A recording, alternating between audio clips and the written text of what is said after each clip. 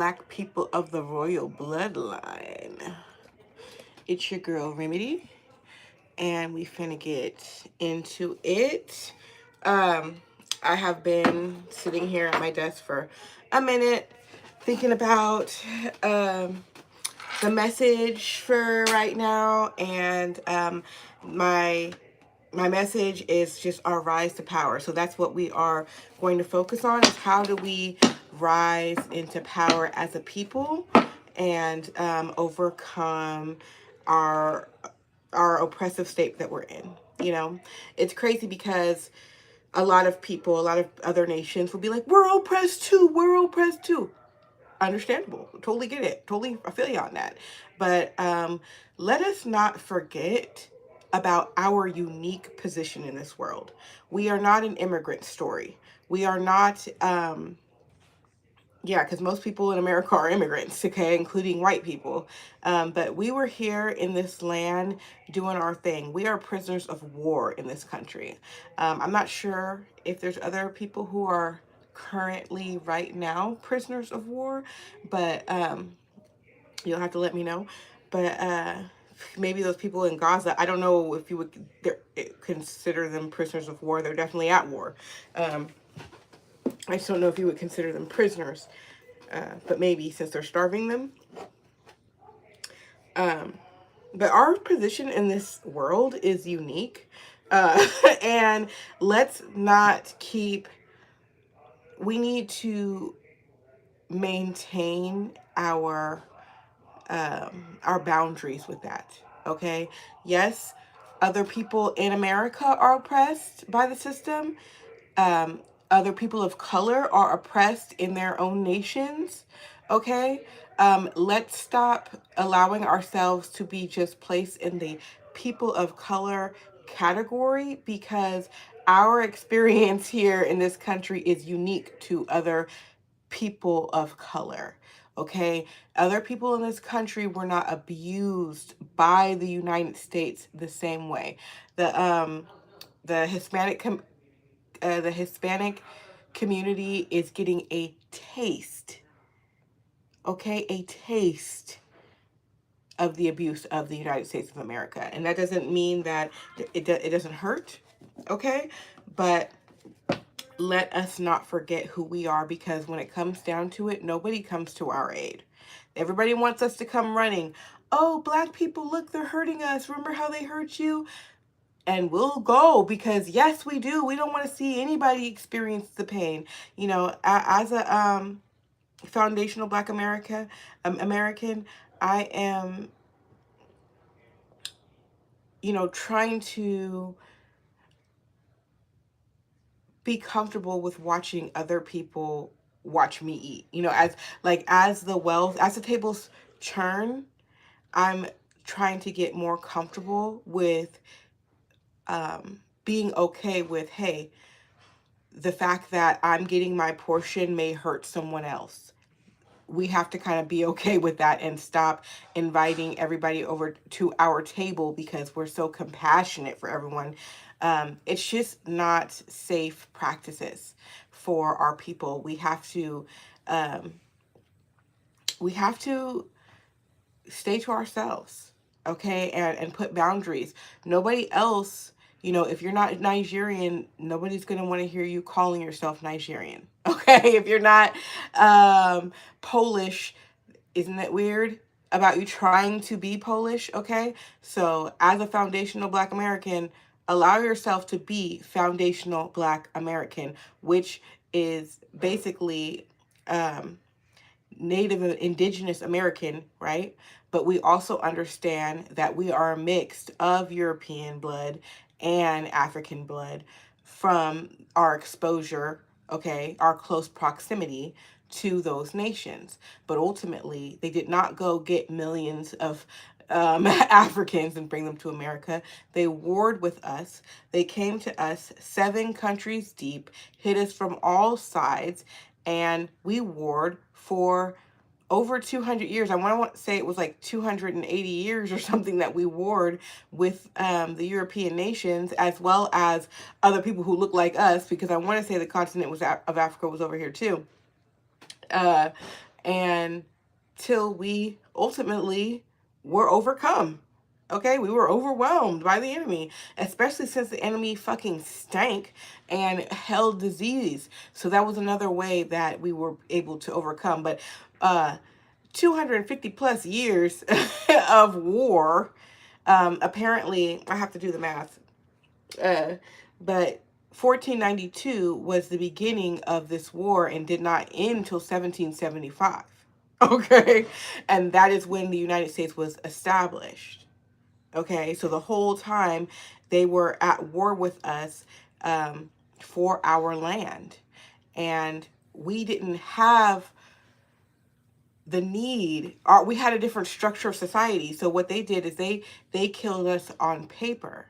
Okay, they killed us on paper. They started saying, oh, well, this is my land. See, I wrote it.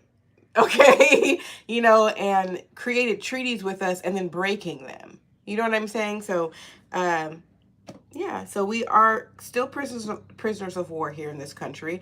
We did our best to assimilate, and honestly, I think we did a damn good job. We're actually beating them at their own game. They forced us. I think it's so funny now. Okay, it definitely wasn't funny then. Okay, but we can smile about it now. Is how we had to be twice as good to get half the credit in any situation in this country, okay? To get any position of power at all, right? Just to get a little bit of scrape of respect, we had to be twice as good to get half the credit. And because of that, and because our parents generationally instilled that in us to make sure that your face is shining like a brand new penny, go to school every day, make sure that you can read because our people couldn't read, make sure that you use your proper English, make sure that you're the best in your class because you're going to be disrespected regardless. You know what I'm saying? So you want to know that you put your best foot forward. Those are things that have been passed down to us generationally, because of our fear. Okay, because we feared being ridiculed, abused, or missed opportunities. And so because of that, right? The funny part about that is that we surpassed them easily. All we got to do is put our foot on the gas and we're amazing. We're already ahead of the game genetically, right? And ahead of the game spiritually. The only thing that they had on us is the power, okay? And because we were born into imprisonment, we didn't, obviously we didn't have the knowledge. They kept us from reading. They kept us out of voting and knowing about the politics. You know what I'm saying? It's like we were banned from those types of things. So yes, of course, they may have had a leg up on that regards, but as soon as we could open a book, okay, and compete in the same field, and it wasn't even equally ranked because our oppressor got a major head start. We've been killing the game ever since. I was watching a lot of commentary, and they were talking about how, and the reason for why we need to establish ourselves as foundational Black Americans, as opposed to grouping ourselves up as Black Americans or African Americans, especially not African Americans, is actually a very deceiving title. Okay, now yes, we may be mixed with some African blood from the 400 years of interaction over here in this country, right? But we are not African. We are not from Africa. Most of us have never been to Africa. When you see a person new to America from Africa and a foundational Black American, there's a distinct difference in the way that we look. We don't look like brother and sister. The only thing we have in common for real is melanin. Okay. Our cultures are completely different. I honestly don't know why they have issues over there. Same way as they don't know why we have issues over here. Now they're colonized. The continent of Africa is colonized. Now, how is it they're allowing themselves, you know what, girl, be quiet. Because I was just about to say, like, how is it that they're colonized on their own country? Bitch, the same way we are. So, you know, we don't need to fight about it. What we need to do is figure out what we gonna do about it, okay? So let's get back into the rise to power. One thing that I've learned on my journey is that the revolution starts within, okay? It does not start with, we've had plenty of movements for unity, but they often fall by the wayside, and I think it has a lot to do with the fact of that the personal work is not done. And so I think that if we stick to the principles and do the work within ourselves, and for our families, that coming together as a unit will be a lot easier. And I just really feel like just the edification, and yes, I'm burning up right now. like, oh my God, why is it so hot all of a sudden? Just the edification and being proud of who we are, not just our ancient selves, because I feel like that causes a lot of division in trying to determine, like, well, who were we before colonization? It's like the same people who were in colonization, some real motherfucking fighters, some people who was about their land. We were always connected to God, always revering our ancestors, always revering nature, okay, always working the roots, and we always loved ourselves. I also love the fact that we have maintained an aura, an essence of royalty throughout the centuries, throughout systematic oppression, blatant fucking disrespect. We still maintain an essence of royalty, and I think that's because that's who we are. And we need to really appreciate that, the fact that our ancestors were able to endure centuries of enslavement, centuries of imprisonment, right, and become free. Like, that's starting to blow my mind. Like, how the fuck did we as a people endure centuries of generational enslavement and become free? Like, that in itself allows you to see, is a testimony to our strength and resilience. You know, our grandmothers, grandfathers could have been extinct. It could be way less than that, than what we have right now.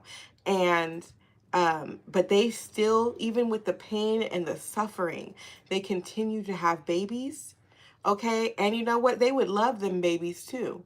And you know, they did all kinds of things to survive, you know, just different strategies. That's something that we can remember from our ancestors too, is like being meek and quiet, okay?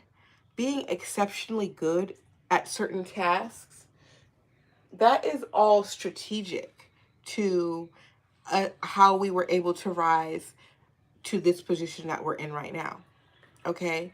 And we do have a certain level of power. And the more that we empower ourselves, the more we'll see it. Because the fact is that we are most definitely entitled to compensation for the treatment that we've experienced, for the stolen land, okay, and the abuse that we've experienced during our imprisonment. But then after they released us from imprisonment, after fighting in their civil war, right?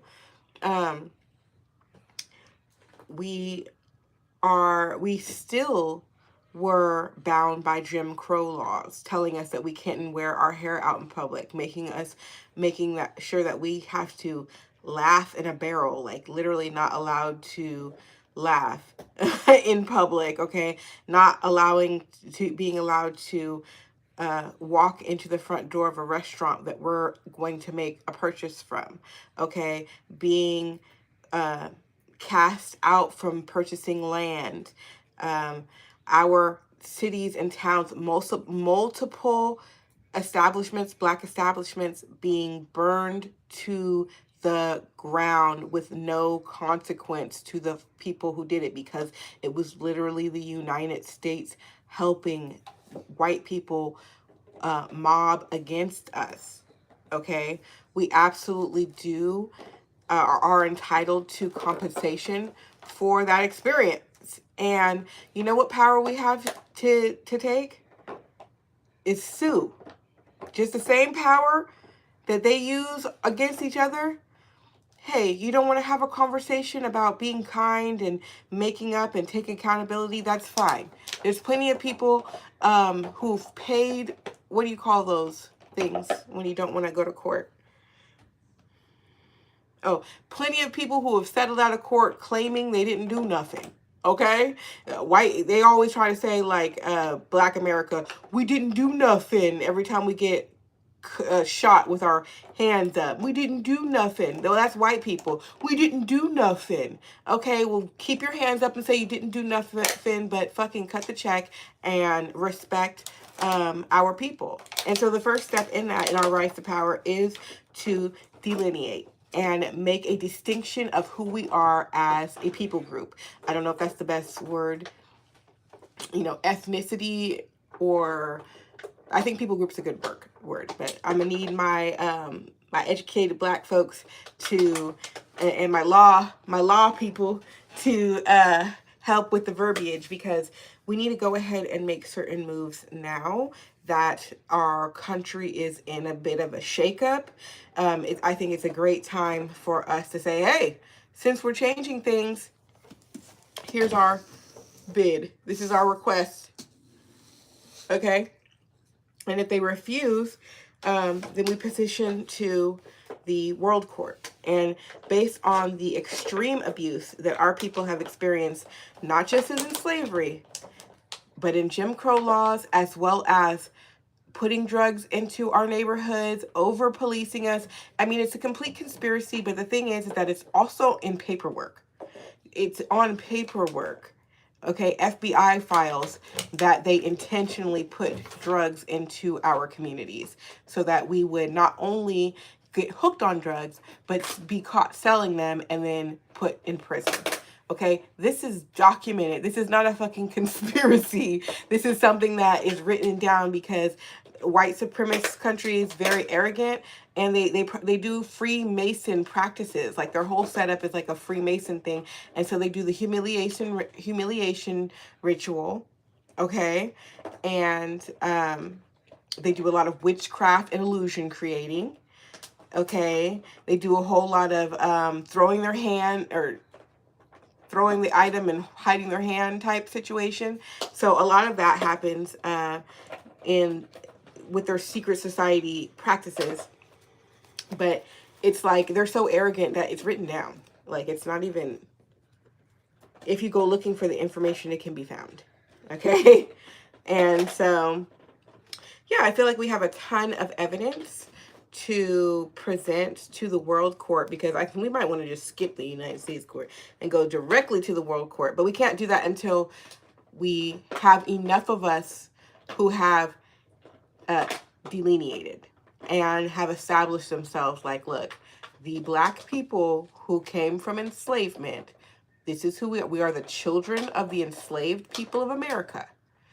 And we are speaking for our ancestors, demanding reparations for our pain and suffering. Reparations and sovereignty. So we need the reparations because that's how we attain our land back. And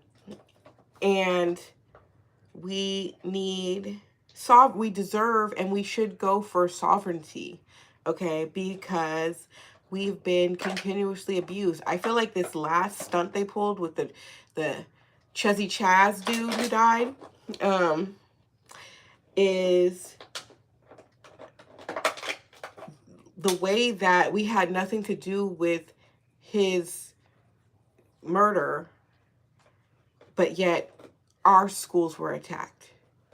We just got the information back about Trey Reed's autopsy, the second autopsy, and it is, I think they haven't released it officially, but the consensus is that he actually did get blunt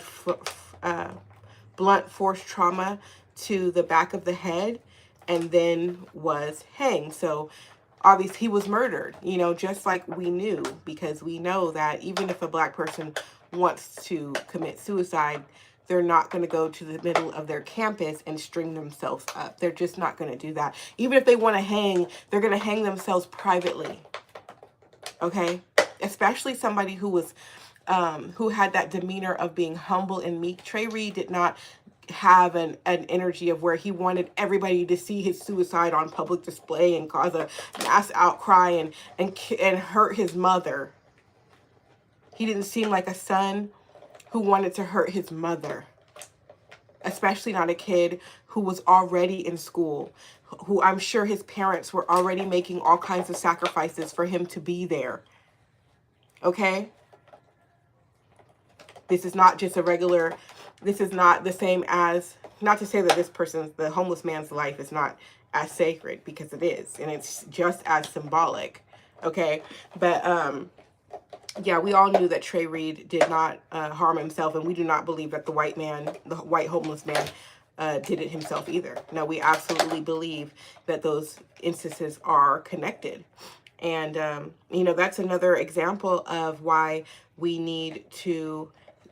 deserve sovereignty, is because why would we be policed by the people who, you know, the police literally are slave catchers. They have the same badge. The star badge came from old day slave catchers. It just, sorry guys, my nose is running. So if you see me, it's because it wants to like tinkle out.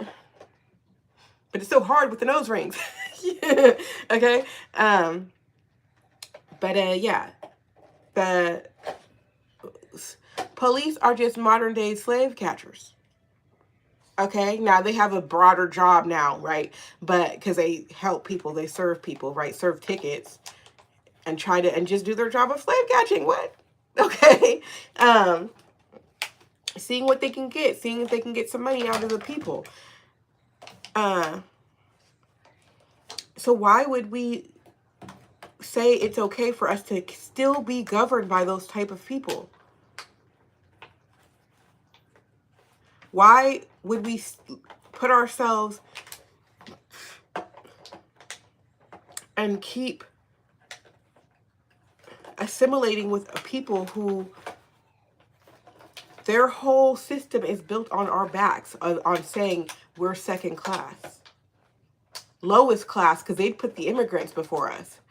They damn near want to be like, oh man, we really liked having those Mexicans because they tilled our lands and they built they did all the construction work.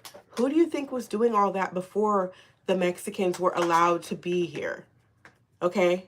Because it wasn't until the Civil Rights Movement that it was cool for Mexicans to just come over and other nations to just come here. Okay? They definitely had to play background roles. Okay, so I give major props to them in the work that they do now. Of course, yes, come do my lawn and come, and yes, I want to see that fruits man on the side of the road. No hate, no shade, right? But who the fuck do you think? They like to give them props like, well, they did a really great job and we miss them. We were the original people tilling this land. And before we were colonized, we were tilling that land for ourselves. And there was no need for plastics and gases that smog the air and cutting down an excessive amount of trees and polluting the fucking water and just overconsumption. We did that without needing to harm the earth before colonization. So yeah, the colonizer has been abusive to us. And so that's why we need our sovereignty. And another reason that we would take to the world court is the fact that white supremacy isn't helping anybody. It's actually deteriorating like everybody that it touches. And it's because it's untrue. You know, if you tell one lie, you have to tell another lie, right? And so that is why a lot of people will have fueled passion for things they have no idea what they're talking about, for things that can't even be like backed up. Their ideas crumble because they're based on something that's not true. Okay. And so, and it's causing serious mental health issues because white people are tripping out on the fact that Black people won't go away, and we will not just be who they want us to be. Like, we're not going to just be dangerous thugs because that's what you heard. We're not going to just be uneducated, or we're not going to be servants or second class just because your idea in your mind thinks that we should be. No, you need to stop thinking with that idea. You need to know that the only reason why Black people were in a position of servitude is because we were prisoners of war. This is our land. And, you know, you fucking beat our asses to death. Okay? And did things that were inhumane. You know, our culture would not allow for the level of inhumanity, and that is how you were able to overcome us, because when it came down to it, we weren't going to go and kill you in your sleep. You know, and if we made a treaty with you to stay over here and you stay over there, we was going to honor that, because we have honor. Because spiritually, we know that whatever we put out is what we're going to receive. So we know that if we want peace, we have to give peace. Okay? And so for Black people, it's actually a little bit more of a challenge when it's like it's time for war, for us to get into that war energy, because we're still kind of like, listen, we can work this out. We can work this out.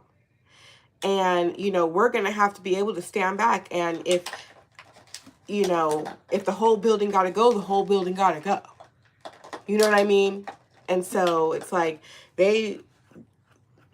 other folks is acting like they want to see that.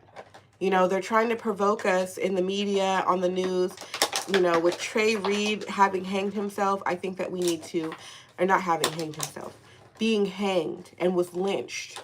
Okay? Lynched in Mississippi at his school. And then they lied and covered it up. Lord have mercy. It's easy to get upset and be like, well, you know what? Let's kind of flip these tables. You know what I'm saying? But they want us to do that. And you know what you do with a narcissist? This is a narcissistic country. Ignore them. We can still speak on Trey Reed and any other atrocity that you want to bring up, right? We can still speak on these things. We can make our videos. We can have like little visuals. Okay, I definitely feel like as a 2025 lynched kid at school, the day after white dude was assassinated, you know, week after white dude, I feel like he definitely deserves a level of, like, we need to remember him, because he took that shit. Like, he was killed just because Chuzzy Chaz was. Just because white people wanted to kill. And so we should remember him. And how let this be a reminder for us to tighten up and make some real moves towards the future. Okay, so I'm just going to end by reiterating the 5 principles of hoodoo. Hoodoo is the culture of the foundational Black Americans. And so whenever, you know, someone's like, oh, you don't have culture. Yes, we do. Okay. It's just not something that you think about because you're living it, right? So 5 principles of hoodoo is, first and foremost, all praises to the Most High Power. We believe in our God, okay? No matter what we call him. Number 2, we have veneration for our ancestors. We speak their names. We tell their stories. And when we're in hard times, we can draw strength from their resilience, okay? 3, we honor the natural elements of the earth, okay? Earth, wind, fire, and water. We honor the fact that the world goes round. We honor the seasons, okay? We honor the moon cycles, okay? 4th, we work with the elements, okay? Especially the roots, okay? So a foundation of our healthcare is with root work. So ginger root, turmeric, burdock root. What's some other favorites? We'll just leave it that for now. Then we get into the berries. Then we get into the herbs, okay? We understanding that, you know, we worked with the bare minimum in regards to our time of imprisonment. And before then, it was more plentiful, right? But we worked with what the earth gave us. And number 5 is we honor ourselves and our community. And we honor ourselves first and foremost, because we know that we cannot give from an empty cup. And considering everything that we have been through, we're not even going to ask you to do that. We're not even going to say, hey, black lady, black man, can you pour from your empty cup? We need something. Give us something. And you over there dry and tired. No. We want you to remember who you are and start pouring that into yourself. And when you're feeling really good and you're like, man, I'm full of love. Then you come back over and say, hey, you need some of this love? I cultivated it myself. I can give you a little happiness. You want some? And that's how it works. So that, you know, some people got the energy to give, right? But they not forever. The next group can come back around. And that's just how we take care of ourselves and become a better people. So one day at a time, love yourself, be yourself, and remember yourself.